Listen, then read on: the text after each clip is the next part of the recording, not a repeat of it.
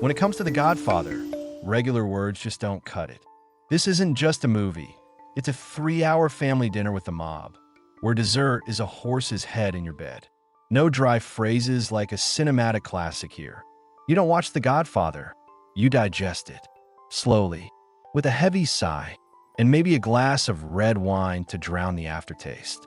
Watching it feels like the film kidnaps you, blindfolds you, and whispers in your ear, family is everything. And damn it, you start to believe it.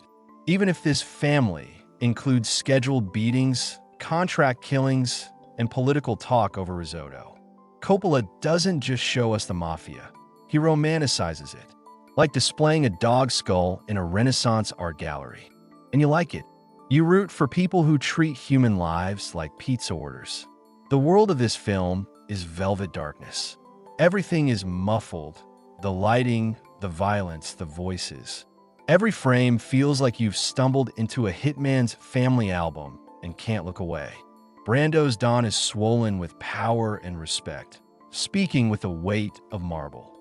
He's like a Brooklyn Buddha, but instead of enlightenment, he offers you a deal you can't refuse. He purrs, then bites your ear off. A legend in a robe, an emperor in a fruit crate kingdom. Michael, played by young Al Pacino with those bottomless eyes, starts off as an outsider. A soldier, a war hero, a decent man. But this isn't his descent into darkness. It's the darkness recognizing him, whispering, "You were mine all along." And when he finally sits in the Don's chair, you don't cheer or mourn. You just know. He didn't fall. He stepped in, slowly, like entering a church where the altar holds a gun and a blood-stained glove. This film doesn't move, it creeps. It glides, as if it has all the time in the world. Dialogues land like final confessions. Every word might be someone's last. Are the scenes too long? Absolutely. Like a fine Italian wine. At first, you wonder when it'll kick in. Then it does and knocks you flat. And you lie there, dazed, unsure if you're crying from pain, beauty, or the way those teeth flew through the air. The actors aren't actors, they're myth. Pacino, Brando, Duvall Khan, they don't perform, they exist. As if Olympus came down, made a movie, and accidentally outdid humanity. Their presence isn't theatrical, it's under the skin. Every look, every pause is a ticking bomb. And that soundtrack? Pure threat. Nino Rota's theme is what melancholy would sound like if it had a family grudge.